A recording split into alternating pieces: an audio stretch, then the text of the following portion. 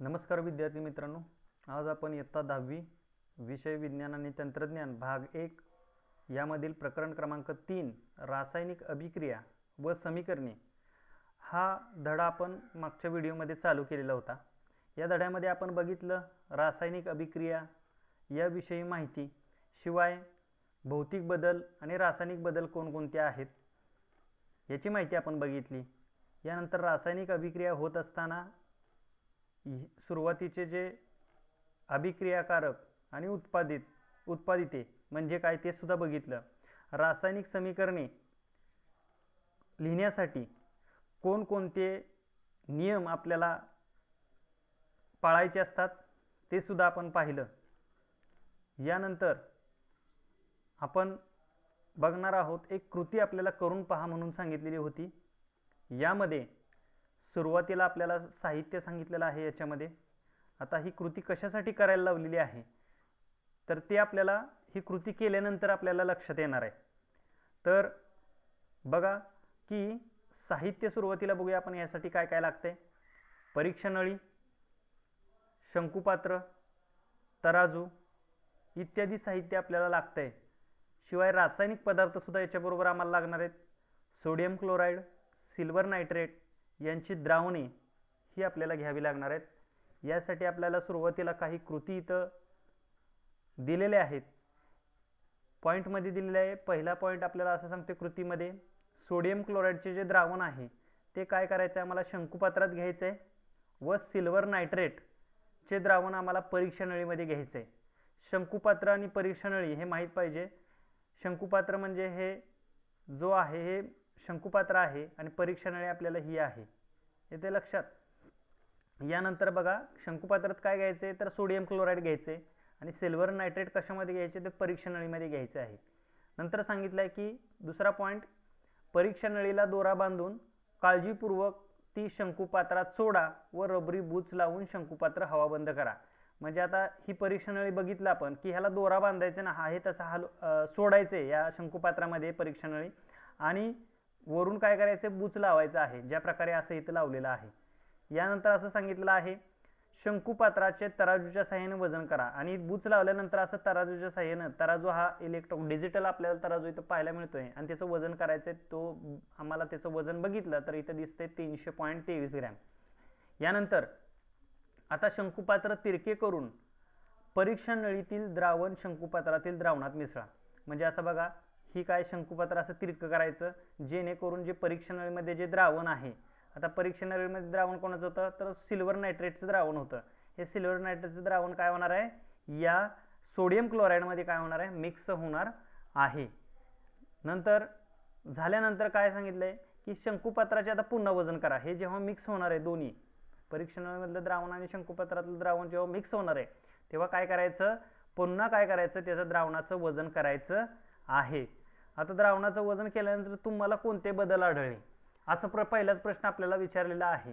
तर पहिला बदल आपण असं सांगू शकतो की सिल्वर नायट्रेट आणि सोडियम क्लोराईड या दोघांचा जेव्हा केमिकल रिएक्शन म्हणजे रासायनिक अभिक्रिया होते तेव्हा आम्हाला इथं झालेला बदल दिसतोय, तो म्हणजे आम्हाला रंगहीन द्रावण तयार झालेले इथे मिळते। रंगहीन द्रावण तयार झालेलं मिळते जे आम्हाला इथं चित्रावरून सुद्धा लक्षात येते।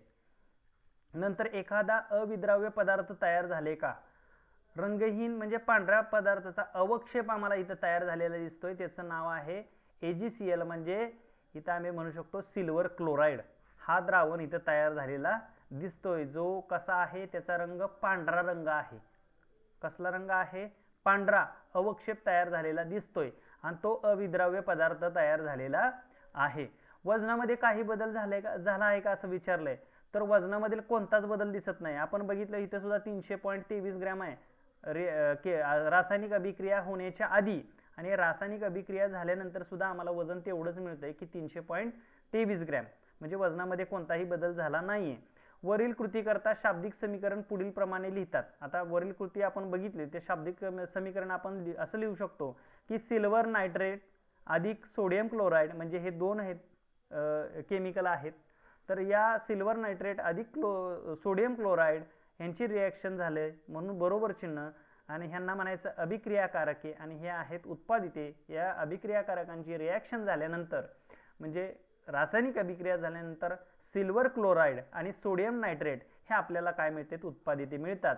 आता आपण वरील शाब्दिक समीकरण दर्शवण्यासाठी खालील रासायनिक समीकरणात आपण असं लिहितो बघा, कसं की सिल्वर नायट्रेट हे कसं आहे, ॲक्वेस म्हणजे जलीय द्रावण आहे, बरोबर आहे, म्हणून ॲक्वेसियस इथं म्हटलेलं आहे. AgNO3 प्लस NaCl हे सुद्धा काय ॲक्वेसियस आहे म्हणजे जलीय द्रावण आहे म्हणून AQ लिहिलेलं आहे.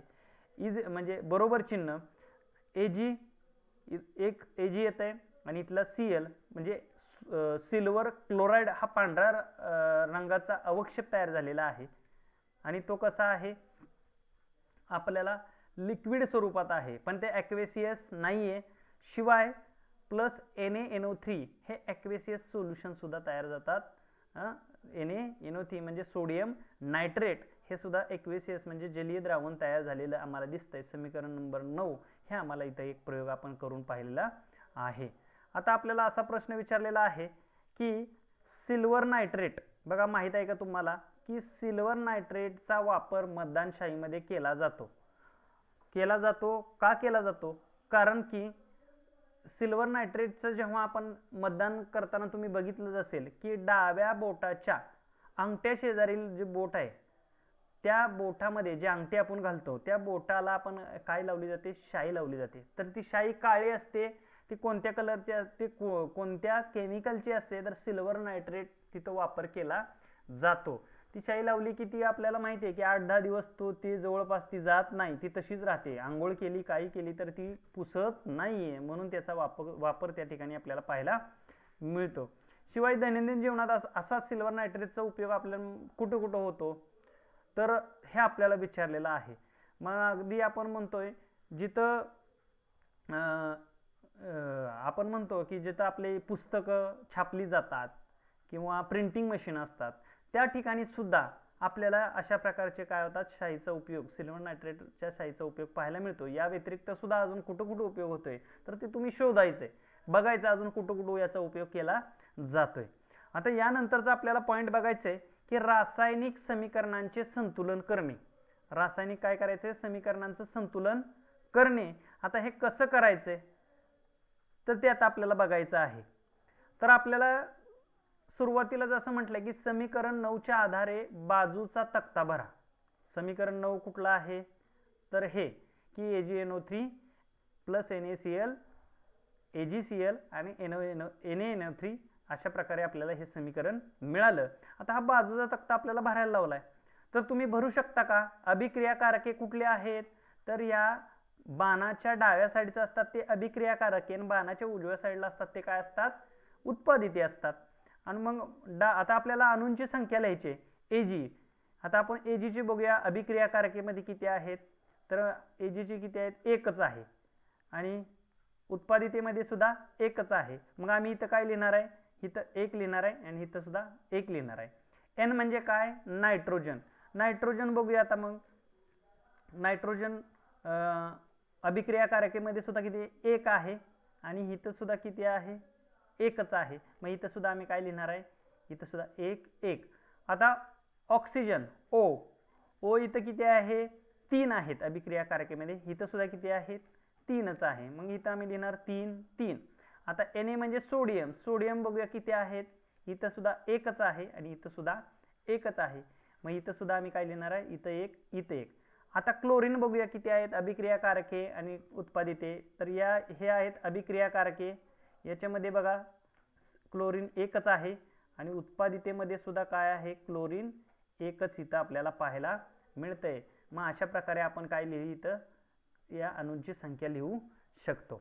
तर या समीकरणामध्ये अभिक्रियाकारकांमधील मूलद्रव्यांच्या अणूंची संख्या ही उत्पादितांमधील त्या मूलद्रव्यांच्या अणूच्या संख्येइतकीच आहे असे दिसते, बरोबर आहे. म्हणजे ही अभिक्रियाकारकाच्या अणूची संख्या आपण बघितली प्रत्येक मूलद्रव्याची, तर ती आम्हाला जेवढी अभिक्रियाकारकामध्ये अणूंची ह्या संख्या आहे हे मूलद्रव्यांची 5, तेवढीच उत्पादितेमध्ये आम्हाला ही मूलद्रव्यांची संख्या मिळते.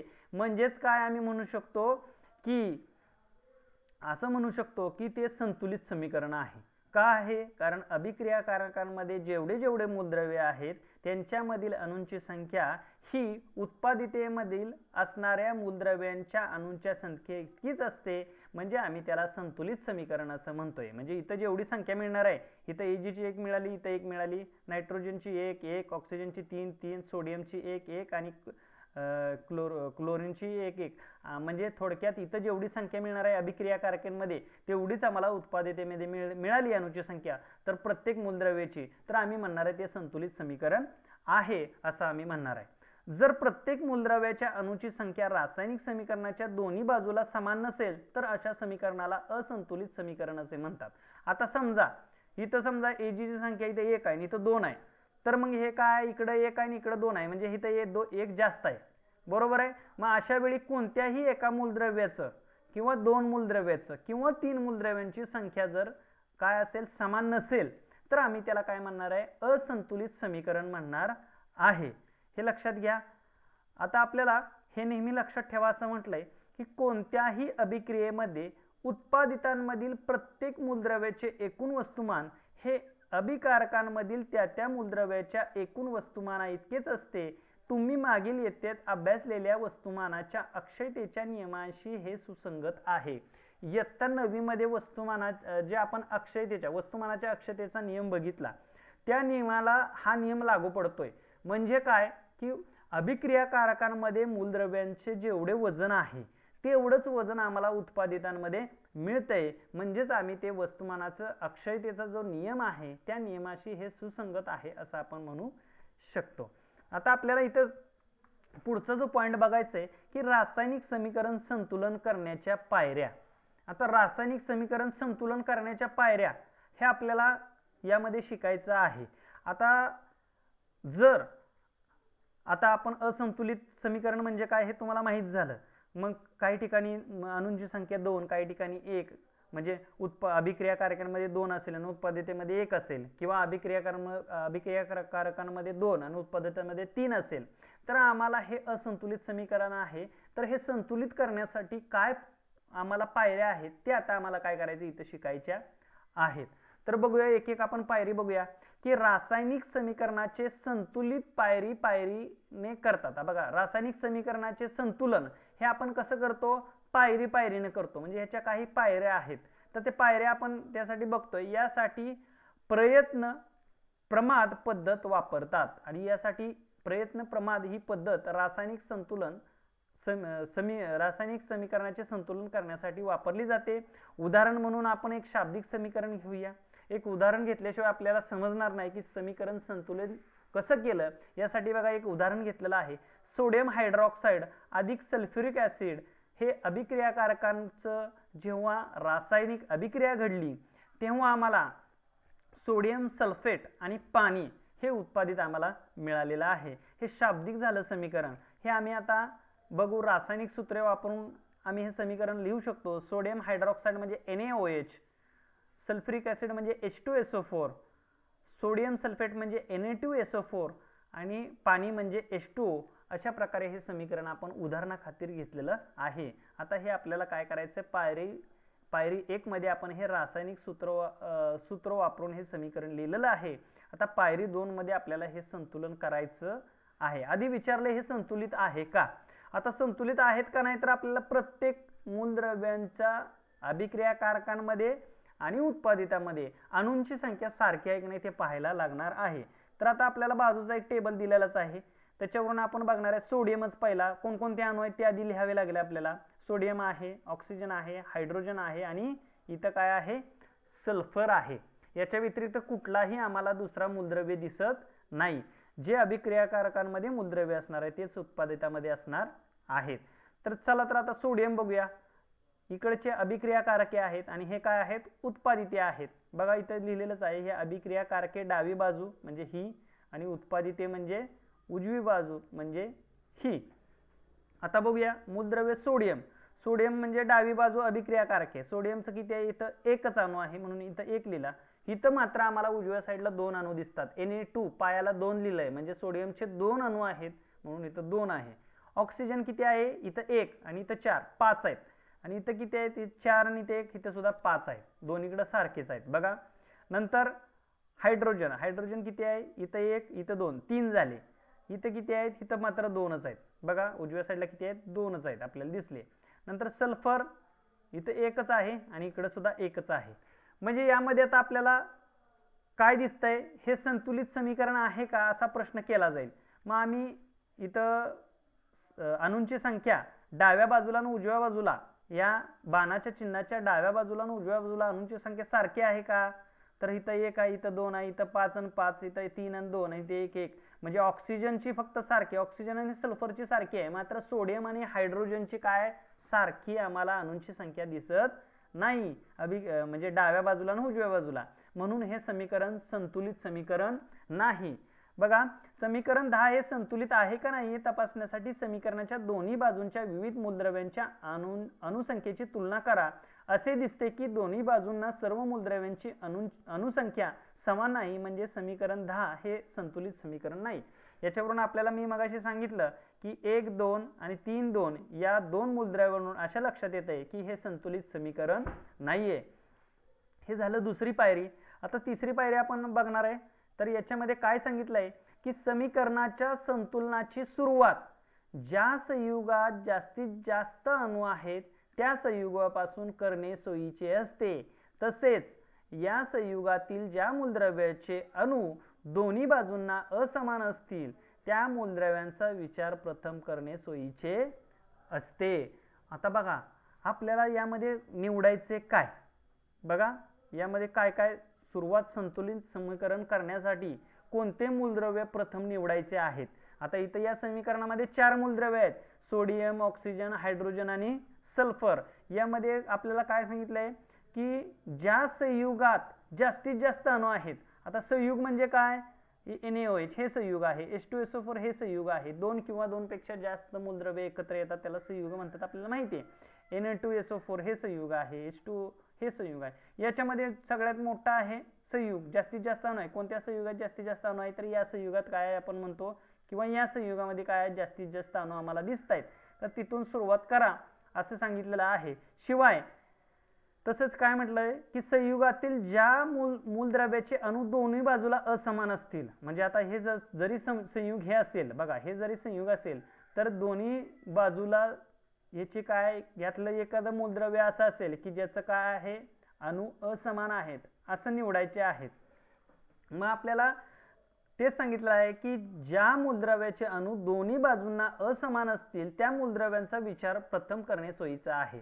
म्हणजे ज्या मूलद्रव्याचे अणू दोन्ही साईडला असमान आहेत, म्हणजे असमान कोणाचे आहेत, सोडियमचा एक आहे आणि हायड्रोजनचा, या दोघांचा असमान आहे. म्हणजे आपल्याला या दोघांचा पहिल्यांदा विचार करावा लागणार आहे संतुलन समीकरण करण्यासाठी.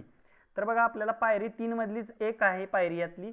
तर काय आहे, समीकरण 10 मध्ये Na2SO4 व H2SO4 या दोन्ही संयुगामध्ये प्रत्येकी 7 याप्रमाणे जास्तीत जास्त अणू आहेत. आताच मी तुम्हाला सांगितलं Na2SO4 आणि H2SO4 किती अणू आहेत, 7. Na2 म्हणजे हे 2, सल्फरचा एक 3 झाले, 3 आणि हे 4 7 झाले. येते लक्षात. H2SO4 मध्ये हायड्रोजनचे 2, सल्फरचा 1, 2 आणि 1 3 आणि हे 4, म्हणजे ह्याच्यात पण 7 अणू आहेत आणि ह्याच्यात सुद्धा 7 अणू आहेत. तेच इथं आपल्याला सांगितलंय की दोन्ही संयुगामध्ये किती आहेत, 7 याप्रमाणे जास्तीत जास्त अणू आहेत. यापैकी कोणाचीही निवड करता येईल. आता समान असेल तर आपण याची सुद्धा निवड करू शकतो किंवा याची सुद्धा निवड करू शकतो. जर दोन्हीपैकी एकाचा 7 आणि एकाचा 8 असतं तर 8 जो आहे त्याची आपण निवड केली असती. आता दोन्ही समान आहे म्हणजे दोन्हीपैकी कोणतंही आपण संयुग घेतलं तरी ते आपल्याला चालू शकतं. बघा, तर Na2SO4 या संयुगाची निवड करा. आता त्यातलेच त्यांनी सांगितलंय उत्पादितामध्ये जे Na2SO4 आहे या संयुगाची निवड करा, म्हणजे या संयुगाची आपल्याला निवड करायला लावलेली आहे. आता काय सांगितलंय की या संयुगातील मूलद्रव्यांपैकी सोडियमच्या अणूंची संख्या दोन्ही बाजूला असमान असल्याने संतुलनासाठी सोडियमची निवड करा. आता यामध्ये आपण बघितलं तर आपण यामध्ये Na2SO4 मध्ये आपल्याला आपण बघितलं सोडियम आणि हायड्रोजनची अणूंची संख्या असमान आहे. यामध्ये सोडियम आहे, हायड्रोजन येतोय का, तर नाही येते याच्यामध्ये. मग सोडियम आहे तर मग आपण सुरुवातीला सोडियमचाच विचार करणार आहे की सोडियमच्या अणूंची संख्या दोन्ही बाजूला काय आहे, असमान असल्याने आपण त्या संतुलनासाठी काय करणार आहे, सोडियमची निवड करणार आहोत. आता हे लक्षात ठेवा की अणूचे संतुलन करताना संयुगाचे सूत्र बदलून चालत नाही. आता अणूचे आपल्याला बघा इथं सोडियम किती आहे, 2 आहे आणि इथं 1 आहे. म्हणून मी म्हटलं की इथं सोडियम इथं 1 आहे तर इथं 2 खोडून इथं 1 करायचं, तर असं चालत नाही केलेलं. हे संयुग आहे तसं ठेवायचं असतं. संयुगाचं पायाशी असणारे जे अणूंची संख्या दाखवलेली असते ती कधीही बदलायची नसते, हेच इथं आपल्याला सांगितलेलं आहे. येते लक्षात? किंवा सल्फर इथं समजा इथं 2 असते तर इथं मी काय 2 केलं तर असं चालत नाही. संयुग पायाशी असणाऱ्या अणूंची संख्या कोणत्याही मूलद्रव्याची बदलायची नाही. मग काय करायचं तर आपल्याला सांगितलेलं आहे, म्हणजेच आपल्याला काय काय बघा सांगितलंय की येथे सोडियमची अणुसंख्या 2 करण्यासाठी NaOH चे हे सूत्र बदलून Na2OH करता येणार नाही. किंवा आता इथं Na2SO4 आहे, मग इथं 2 आहे, मग इथं पण 2 करूया. मग Na इथं काहीच नाही, म्हणजे इथं Na चा एकच अणू आहे, म्हणजे सोडियमचा एकच अणू आहे, मग सोडियमचा इथं 2 असल्यामुळे मग आपण इथं 2 करूया Na2OH. असं करता येत नाही बघा. त्याऐवजी असं करू शकता की NaOH ला 2 हा सहगुणक लावावा लागेल. मग 2 ला काय करायला लागेल, सहगुणक म्हणजे काय करायचं, NaOH च्या मागे इथं 2 लिहावं लागेल. बघा NaOH इथं आहे की नाही, तर त्याच्या मागे इथं 2 अंक टाकला तर चालू शकतो. मात्र Na2 इथं खाली पायाशी Na पायाशी 2 टाकून चालणार नाही, तर या NaOH च्या संयुगाच्या पाठीमागे 2 अंक टाकला तर चालू शकतं, असं सांगितलेलं आहे. हे केल्यानंतर तयार होणारे समीकरण बघा. आता मग काय करायचं आपल्याला, फक्त NaOH च्या मागे 2 लिहायचे आणि आहे तसं समीकरण लिहून काढायचे. बघा आता आपण तो लावलाय तर समीकरण बघा कसं होणार आहे, 2 NaOH अधिक H2SO4 is equal to Na2SO4 अधिक H2O. कळालं? फक्त 2 लावलं ना आहे तसं समीकरण लिहून काढलेलं आहे. येते लक्षात? का 2 लावलं, कारण इथे सोडियमचे 2 अणू आहेत, मग इथे 2 करण्यासाठी ह्याच्या मागं या संयुगाच्याच मागं 2 हा सहगुणक लावलेला आहे. आता याच्यामध्ये त्यातलाच दुसरा पॉईंट असं सांगितलेला आहे की समीकरण 10 संतुलित आहेत का नाही ते तपासा. आता आपल्याला परत तपासावं लागेल हे संतुलित आहेत का नाही. तर आपण बघितलं सोडियमचे 2 आहे, हाय 2 आहे. ऑक्सिजनचा आता ही इथलं ह्याला 2 लावलाय सहगुणक, म्हणजे ह्याला सुद्धा 2 असणार आहे, हे सुद्धा 2 असणार आहे, हे सुद्धा 2 असणार आहे. हे लक्षात घ्या, नुसतं ह्याचंच 2 होणार नाहीये. तर आपल्याला बघा दोन्ही बाजूला ऑक्सिजन व हायड्रोजनची अणूंची संख्या असमान असल्याचे समीकरण 10 हे संतुलित नाही हे कळतं. कारण काय, ऑक्सिजन इथं 2 झाले, 2 आणि इथले 4 6 झाले, आणि इथं किती आहे 4 आणि 1 5च आहे, बरोबर आहे. हायड्रोजन इथं 2 झाले, 2 आणि 2 4, आणि इथं किती आहेत 2च आहेत.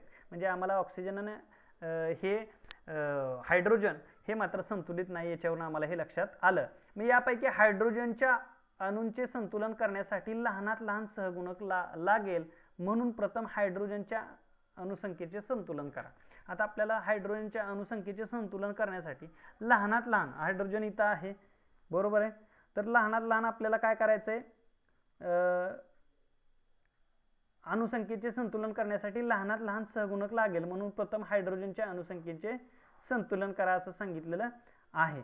आता संतुलन करा म्हणजे काय करायचं, हायड्रोजन आता इथं तर झालेलं आहे 2, इथं तर आपल्याला हायड्रोजन काय करणं उत्पादितामध्ये कमी पडतोय, कारण इथं 2 आणि 2 4 झाले, आणि इथं फक्त हायड्रोजन किती आहे 2च आहे, म्हणजे इथं हायड्रोजन किती कमी पडते 2, बरोबर आहे. हे 2H म्हणजे 2 हायड्रोजनचे अणू, आणि H2 म्हणजे हे 2 अणू, 2 आणि 2 4 झाले, आणि इकडे किती आहेत फक्त H2 म्हणजे एकच आहे. मग याला काय करायला लागेल, आपल्याला हायड्रोजनचा विचार केला तर ह्याच्या H2O च्या मागे सुद्धा 2 सहगुणक लावावा लागेल, बरोबर आहे. बघा तेच सांगितलंय, समीकरण 10 मध्ये हायड्रोजनच्या अणुसंख्येचे संतुलन करण्यासाठी H2O ह्या उत्पादिताला 2 हा सहगुणक लावावा लागेल, आणि हे केल्यावर तयार होणारे समीकरण 10 लिहा. आता फक्त इथं 2 घालायचं आणि आहे तसं समीकरण लिहून घ्यायचं. 2 NaOH अधिक H2SO4 म्हणजे एरो Na2SO4 आणि 2 H2O, अशा प्रकारे आपल्याला हे समीकरण मिळालं. आता परत बघायचे तक्त्यानुसार हे संतुलित झालं आहे का नाही. आता इथं 2 सहगुणक लावला आहे, म्हणजे इथं काय झाले, ह्या 2 गुणुले 2 म्हणजे हायड्रोजनचे किती झाले 4 अणू झाले, 2 गुणुले 2 किती झाले 4, इथं सुद्धा किती आहेत हे 2 हायड्रोजन आणि हे 2 4, म्हणजे हायड्रोजन झाले समान. परत ऑक्सिजन बघितला, इथं एकच आहे, इथं 4 सॉरी इथं 2 आहेत, 2 O आहेत, म्हणजे 2 आणि हे 4 6. आता इथं बघितलं आपण हे 4 आणि हे 2 6, तर हे संतुलित झालेलं आम्हाला दिसतंय. आता सोडियम पण बघा, हे 2 आणि हे 2, ऑक्सिजन 2 कारण हे दोन ह्याला दोन ऑक्सिजनला पण गुणायचे आणि हायड्रोजनला पण गुणायचे. येते लक्षात? हे एक एकच आहेत सध्या. सोडियमचा एक अणू, ऑक्सिजनचा एक आणि हायड्रोजनचा एक. म्हणजे बे सोडियमचे 2, बे ऑक्सिजनचे 2, बे हायड्रोजनचे 2 अशा प्रकारे केलेलं आहे ते. आणि हायड्रोजनचे ते 2 आणि म्हणून बे दुनी 4, डायरेक्ट इथे 4 झालं आणि बे हे ऑक्सिजनचे 2. म्हणजे आम्हाला हे बघितलं तर तक्ता बनवून लक्षात येतंय. बघा इथे तक्ता दिलेलाच आहे. सोडियम बघूया, अभिक्रियाकारकामध्ये डाव्या बाजूला आणि उजव्या बाजूला उत्पादित आहेत. सोडियम बघा इथं 2 2. आता आपल्याला ऑक्सिजन बघायचे. ऑक्सिजन बघा 2 आणि 4 6, इथं 6 आणि इथं आपल्याला किती मिळतंय, इथं 4 आणि इकडं 4 आणि ही 2 6. इथे चुकलंय, हे आधीचं दिलेलं आहे बघा. हे अभिक्रियाकारक आपल्याला संतुलित केलेलं वेगळं आहे, हे लक्षात घेऊ नका. पण एवढं लक्षात घ्या, इथं मी सांगतोय त्याप्रमाणे बघा की 2 सोडियम, इथं 2 सोडियम, ऑक्सिजन बघा 2 2 गुणिले 1 म्हणजे 2 ऑक्सिजन आणि इथं 4 4 आणि 2 6 अधिक चिन्ह आहे म्हणून. आणि इथं बघा 4 आणि हे 2 ने ह्याला गुणल्यामुळे 2 6 झाले. नंतर आता राहिला हायड्रोजन. हे 2 2 गुणिले 1 म्हणजे 2 हायड्रोजन अधिक हे 2 4 हायड्रोजन झाले. इथं सुद्धा हे 2 गुणिले 2 म्हणजे 4 हायड्रोजन. म्हणजे हे समीकरण आमचं संतुलित झालेलं आहे असं आम्ही इथं म्हणू शकतो. इथे लक्षात. आता आपल्याला चौथा पॉईंट बघूया आपण. समीकरण 10 हे संतुलित आहेत का नाही हे तक्ता बनवून तपासा. असे दिसून येते की दोन्ही बाजूला मूलद्रव्यांची अणूची संख्या समान आहे, म्हणजे समीकरण 10 हे संतुलित समीकरण आहे. आणि आपण हे आता 2 सहगुणक इथे एक लावला, इथे एक लावला, यावरून आम्हाला काय दिसतंय की हे समीकरण संतुलित झालेलं दिसतंय. पायरी क्रमांक 4 मध्ये अंतिम संतुलित समीकरण पुन्हा लिहा. संतुलित समीकरण आपल्याला हाय ते झालेलंच आहे, ते परत आपल्याला इथं लिहायला लावलेलं आहे. म्हणजे 11 क्रमांकाचं आम्हाला मिळालेलं समीकरण हे संतुलित समीकरण आहे.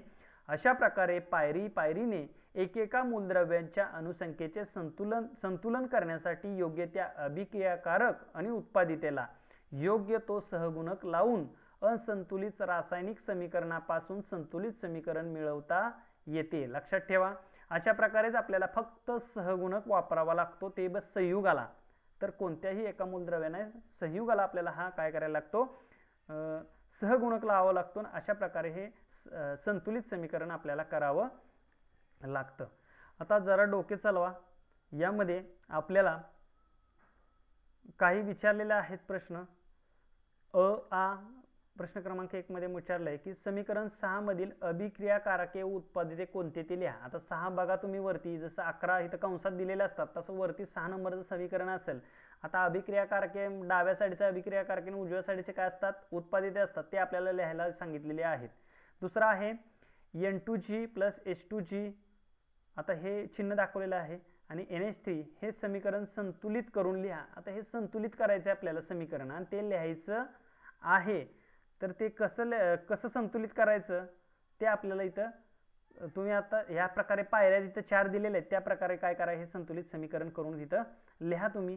नंतर दुसरा प्रश्न असा आहे, पुढील अभिक्रियेकरता संतुलित रासायनिक समीकरण लिहा. जसं अभिक्रिया जी करायचे त्यामध्ये संतुलित रासायनिक समीकरण आपल्याला इथं लिहायचं आहे. डायरेक्ट इथं दिलेलं आहे आम्हाला शाब्दिक समीकरण, ते काय करायचं, संतुलित करून लिहायचं आहे. Calcium chloride, sulphuric acid, calcium chloride CaCl2 H2SO4, calcium sulphate CaSO4, hydrogen chloride HCl. अशा प्रकारे हे समीकरण संतुलित करून आपल्याला इथं लिहायचं आहे. बघा वरच्या पायऱ्या लक्षात ठेवण्यासाठी तुम्हाला दिलेला आहे, सराव होण्यासाठी. तिसरा प्रश्न आहे, पुढील अभिक्रियांमध्ये अभिक्रियाकारके व उत्पादिते यांच्या भौतिक अवस्था लिहा. यामध्ये भौतिक अवस्था लिहायच्या आहेत. आपल्याला माहिती आहे सॉलिड, गॅसेस आणि लिक्विड अशा प्रकारे आपल्याला, किंवा ॲक्वेसियस म्हणजे जलीय, अशा प्रकारे आपल्याला त्यांच्या काय लिहायचे आहेत, भौतिक अवस्था लिहायच्या आहेत. आणि समीकरण दिलेलं आहे, त्यांच्या भौतिक अवस्था कंसामध्ये लिहिलं जातं की नाही, त्या प्रकारे लिहायचं आहे. रासायनिक अभिक्रियेमध्ये अभिक्रियाकारकापासून नवीन पदार्थ म्हणजे उत्पादिते मिळतात हे आपण पाहिले. हे होताना अभिक्रियाकारकांमधील काही रासायनिक बंध तुटतात व काही नवीन रासायनिक बंध तयार होऊन अभिक्रियाकारकांचे रूपांतर उत्पादितांमध्ये होते. या पाठात आपण अभिक्रियांच्या प्रकारांचा सखोल अभ्यास करणार आहोत.